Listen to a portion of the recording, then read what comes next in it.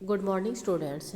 Today we will start our chapter 10 Colonialism and the Countryside, exploring official achievement. In the previous lecture, we have read the chapter, and today we will do the important notes of this chapter. Okay, what is the important given in this chapter? First one, कि in India British rule was first of all establish in Bengal. जो India का British rule है सबसे पहले बंगाल के अंदर शुरू किया गया था और वहीं पे ही permanent settlement of red revenue was adopted in Bengal 1793 के अंदर रिवेन्यू सिस्टम यानी कि कर वसूली का जो भूमि पर जो कर लगाया जाता था उसको सबसे पहले अडॉप्ट किया गया था, बंगाल में अडॉप्ट किया गया था। And the economic measure adopted by the British government made India a consumer of goods manufactured in England। तो यहाँ पर इन्होंने इंडिया में क्या किया, जो ब्रिटिश गवर्नमेंट होती थी उन्होंने इकोनॉमिकल मेजरमेंट को अडॉप्ट कर लिया था और जो अच्छी क्वालिटी का था मैन्युफैक्चरिंग के लिए इंग्लैंड के अंदर वहाँ पर बेचते थे। यानी कि इंडिया को एक कंज्यूमर के रूप में बना लिया था जिसके अंदर जो बेस्ट जो चीज़ें होती हैं, क्वालिटी होती हैं, वो अडॉप्ट की जाती थी। बेस्ट क्वालिटी है गुड्स होते थे, उसके बाद में इंग्लैंड में भेजा जाता था और इसको हाई प्राइस के ऊपर वहाँ पर इसको बेचा जाता था। कॉलोनियलिज्म का मतलब हमने पहले ही कर चुके हैं कि जब कोई पावरफुल कोई राज्य कोई कमज़ोर राज्य के ऊपर जब अपना कब्जा कर लेता है, जब वहाँ पर ऑक्युपाई कर लेता है, उसको बोलते हैं कॉलोनियलिज्म। कि यहाँ पर जैसे इंग्लैंड ने इंडिया के ऊपर जब कब्जा कर लिया था तो वहाँ पर कब्जा करने के बाद में उन्होंने अपना मतलब वहीं पे अपना रूल रेगुलेशन वगैरह सब उसने अपने वहाँ पर स्टार्ट कर दिए थे। अब ये कहते हैं कि जो 18 सेंचुरी तक आते आते जो ज़मींदार थे, कहते हैं एक काफ़ी प्रॉब्लम को फेस कर रहे थे। काफ़ी जो पीजेंट थे जो फेस कर रहे थे, कहते हैं कि उनके गांव के अंदर अब पोजीशन क्या रही थी, क्योंकि जितने भी गांव थे ताल्लुकदार थे, कहते हैं कि 400 के आसपास वो दिए जा रहे थे, बेचे जा रहे थे और उनका एक ताल्लुकदार बनाया जा रहा था। तो धीरे धीरे गांव में उनकी पोजीशन भी ख़त्म होती जा रही थी। जो जितने भी पेजेंट थे ये इन्होंने अपना ग्रुप बनाया और इस चीज़ को फेस कर रहे थे। तभी अब धीरे धीरे क्या करते हैं कि जैसे emergence of the power of जमींदार, जो जमींदार की जो पावरफुल है, कहते हैं वो धीरे धीरे उनकी ख़त्म होती जा रही थी। उन्होंने अपने आप को, कहते हैं कि वो धीरे धीरे उन्होंने सरेंडर नहीं किया था कि हम सरेंडर नहीं करना चाहते, क्या होगा, लेकिन धीरे धीरे उनकी पावर और जो पोजीशन अब बिल्कुल ख़त्म होती जा रही थी। तो ये हमने जो पढ़ा कि जो कॉलोनियलिज्म कंट्री साइड के अंदर है, क्या क्या चीज़ें थी, किस किस के ऊपर ऑक्युपाई किया जा रहा था, कैसे धीरे धीरे जो गांव है बिल्कुल वो कमज़ोर होते जा रहे थे।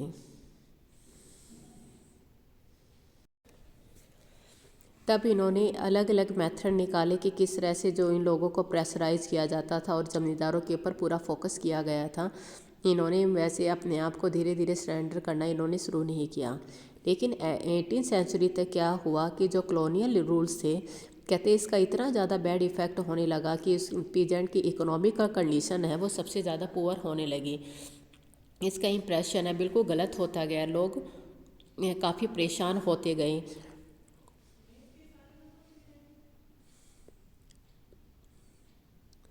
अब इसके परिणाम, इनके जो रिजल्ट कॉन्सिक्वेंसेस क्या आए कि इन चीज़ों को भरने के लिए, उनकी वेस्टेड इंटरेस्ट वगैरह करने के लिए, स्ट्रक्चर है इंडिया इकोनॉमिक को करने के लिए, कहते हैं इन्होंने एक फिक्स प्राइस है वो इन्होंने शुरू कर दिया कि किस तरह से धीरे धीरे, कहते हैं कि अब जो कॉलोनियल रूल्स थे इन्होंने अपनी धीरे धीरे क्या थी कंपनीज़ के अंदर, जैसे सूरत, ढाका, मुर्शिदाबाद, इन्होंने अपने जो इंडस्ट्रियाँ हैं वो इंडस्ट्रीज है वो डेवलप करनी शुरू कर दी, जिसमें इंडियन वेवर्स, क्राफ्ट वुमन होते थे जो जॉबलेस थे, वो वहाँ पर आके अपनी जॉब करते थे और अपने टाइम को स्पेंड करते थे। काफ़ी जो हिस्टोरियन वे आए थे जिन्होंने इनके ऊपर अपने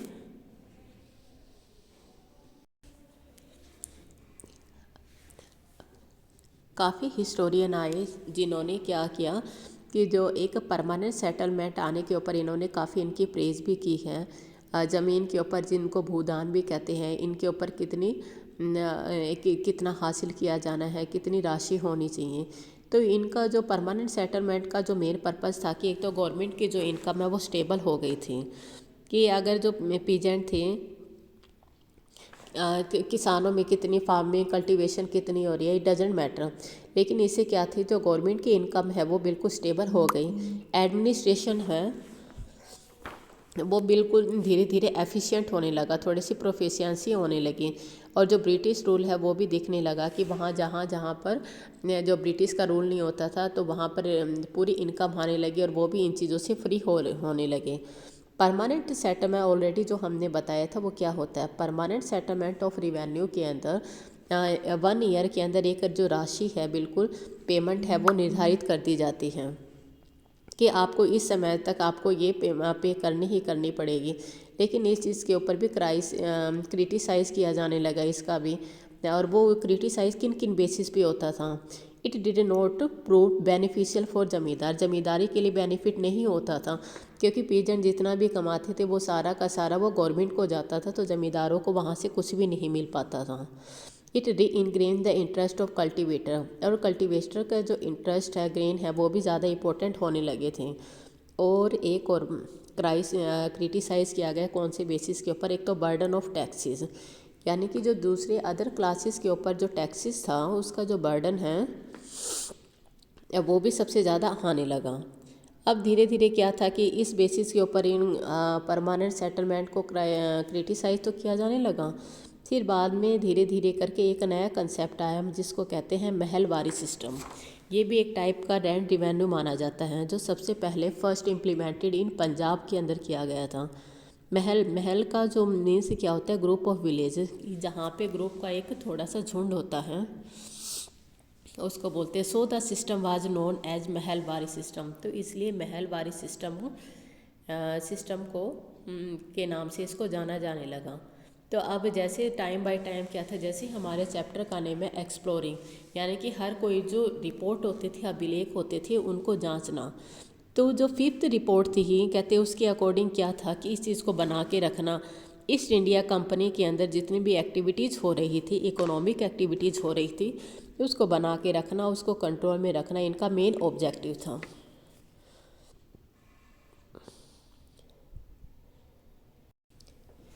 तो ईस्ट इंडिया कंपनी जो थी इंग्लैंड की, कहते हैं कि इसका जो सबसे पहला कंट्रोल है वो ईस्ट इंडिया कंपनी का इंग्लैंड के अंदर शुरू किया गया। कहाँ पर? बंगाल के अंदर किया गया था, जिसके अंदर रिवेन्यू जो नई नई पॉलिसी थी वो इम्प्लीमेंटेड की जाती थी। मेन पर्पज़ क्या था कि किस तरह से कंट्री साइड यानी कि नियर बाय विलेज एरिया में how to implement this revenue policies. Now we will discuss the what are the policies and how this change the daily life of people, कि how the change the life of the people. Now first party Bengal and the zamindars, यानी कि this Bengal की why we have selected this one Bengal, because Bengal was the first state that has been revenue policy has been implemented for the zamindar. The first part is colonial rules was first established in Bengal. जो colonial rules है बंगाल के अंदर सबसे पहले establish किया गया था। East India company ने try to reorder the rural society, कहते हैं कि रूरल सोसाइटी को ऑर्डर करना, एस्टैब्लिश करना, नए नए जो लैंड राइट्स हैं, रिवेन्यू सिस्टम को लागू करना, ये सबसे पहले बंगाल में किया गया था। एंड और वहाँ पर क्या था, ऑक्शन जिसको हम कहते हैं नीलामी। यहाँ पर नीलामी से लिया गया है कि अगर कोई भी पेजेंट क्या होता था कि जैसे इनकी एक परमानेंट सेटलमेंट के अकॉर्डिंग एक निर्धारित कर दी गई थी कि आपकी फिक्स प्राइस ये रहेगा, यू हैव टू पे इन ए 1 ईयर। अगर वो नहीं दी पाता तो उसकी ऑक्शन कर दी जाती थी। कहते हैं जो पहली ऑक्शन थी जो बर्धमान में, जिसको बर्धमान कहा जाता है, इन 1797 के अंदर स्टार्ट किया गया था and was popularly known as grand public event. Grand public event के नाम से इसको काफ़ी पॉपुलर था, फेमस था ये। And company fix the revenue and each जमींदार वाज सपोज टू पे दिस फिक्सिंग और revenue was done under the permanent settlement and it became operational from year 1793। Company ने क्या किया कि रिवेन्यू को फिक्स कर दिया जिसमें हर एक ज़मींदार को ये चीज़ें पे करनी पड़ती थी। और जो फिक्सी ऑफ रिवेन्यू था ये परमानेंट सेटलमेंट के अंदर आता था और ये सबसे पहले ऑपरेशन जो इसका था इम्प्लीमेंट है वो 1793 के अंदर ये स्टार्ट हो गया था। तो ये permanent settlement, I hope you will understand the permanent settlement.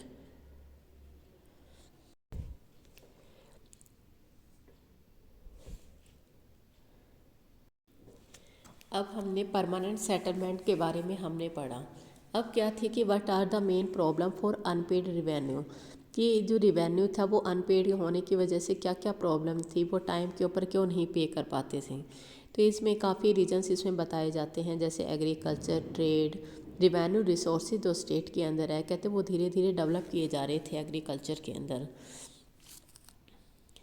This could be done by securing rights of property and permanently fixing the rate, कि उनके प्रॉपर्टी को, उनके जो राइट्स को सिक्योर करने के लिए, परमानेंट फिक्सिंग देने के लिए इन्होंने रिवेन्यू की डिमांड इन्होंने शुरू कर दी थी। अब कंपनी ये मानती थी कि जो revenue will be fix, it will provide opportunity to individual to invest in agriculture for the individual, for each and everyone will invest in agriculture as a mean of making profit, कि उसको काफ़ी profit मिलेगा, company को काफ़ी opportunity भी मिलेगी। कहता है हर एक इंडिविजुअल के लिए it can be possible to invest in agriculture. लेकिन काफ़ी लंबे समय के बाद after a prolong debate company officer the permanent settlement was made by the raja and the talukdar of Bengal. अब क्या था कि कंपनी के लिए इतना इम्पॉसिबल था कि वो किस तरह से इनको सभी को कलेक्ट कर सकें।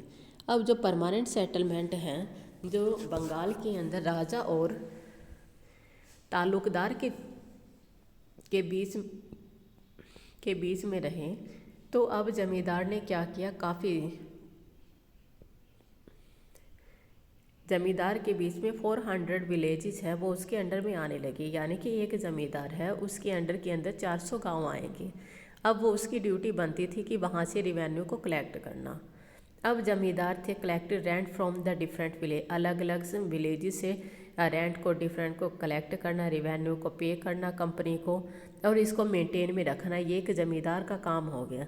यानी ज़मींदार एक किसान और एक कंपनी के बीच का एक माध्यम, मीडियम बन गया था अब ये। तो ये अब प्रॉब्लम अब कहाँ पर आ रही थी मेन इसके अंदर। अब क्या क्या रीज़न आते हैं, reason for no payment by zamindar. अब एक ज़मींदार के अंडर में जो 400 विलेजेस है वो आने लगे। अब क्या क्या ऐसे रीज़न थे, बेसिक रीज़न थे कि they are not paying this payment to the company. A number of reason were responsible for non repayment of revenue by zamindar, which include revenue demand were kept very high, कि these are demand very high and the peasant cannot afford this one, cannot pay this one, and this one also impose, इन पे impose किया जाता है, they have also force कि you have to pay this one। when prices of agriculture product was very low so peasant found it difficult to pay, जब किसी किसान के लिए ही पे करना इतना मुश्किल था तो फिर तो ज़मींदार कैसे वहाँ से कलेक्ट करके उनको दे सकता था। तो एक सबसे मेन प्रॉब्लम ये थी कि जो उनका प्राइस था वो काफ़ी हाई था। सेकंड आता है कि ज़मींदार were treated by strict law, कि उनको स्ट्रिक्ट लॉ के अंदर उनको बाउंड कर दिया गया कि बिफोर द सनसेट लॉ, कि you can also say sunset law. इस लॉ के अंदर क्या था, हार्वेस्टिंग जो सिस्टम था बिल्कुल कम्प्लीटली इसके ऊपर बेस होता था कि ज़मींदार को ये रिवेन्यू है ये एक स्पेसिफिक डेट से पहले, सनसेट से पहले ये आपको पे करनी पड़ेगी, अदरवाइज जो आपकी ज़मींदारी है वो ऑक्शन के लायबल के अंदर आपकी शुरू होने जाएगी, आप उसको नीलामी भी कह सकते। तो ज़मींदार जो होते थे उनको एक स्पेसिफिक डेट से पहले इनको ये पे करना पड़ता था, सनसेट से पहले। और इसके अलावा जो परमानेंट सेटलमेंट है, जो कंपनी होती थी, ज़मींदार की पावर को इन्होंने कम कर दिया था, जिसके अंदर कई बार roads and the village headman, roads यानी कि रियात करना, लेकिन हमारी लैंग्वेज वैसे रोड्स होता है यानी कि थोड़ा सा रिलैक्सेशन देना। विलेज जो हेडमैन, जिसको बाद में जोतधार भी हम पढ़ेंगे, कहते इस पेमेंट को धीरे धीरे जानबूझकर वो डिले करने लगे थे। तो काफ़ी जो कंपनी के द्वारा ज़मींदारों के ऊपर भी काफ़ी चीज़ें जो इम्पोज की गई थी। तो नाउ जो हम ये हैं हम अपने जो नेक्स्ट वीडियो के अंदर हम पढ़ेंगे। तो आज की वीडियो में we have read about the permanent settlement. तो किस तरह से जो ज़मींदार के अंदर में कितने गांव आते थे, किस तरह से उनके पावर को कंट्रोल में किया गया था, सनसेट से पहले कैसे स्ट्रिक्ट रूल बनाए गए थे, कौन कौन से रिस्पॉन्सिबिलिटी थी कि जो जो रीजन थे जो वो अपना पे नहीं कर पा रहे थे। I hope you will understand.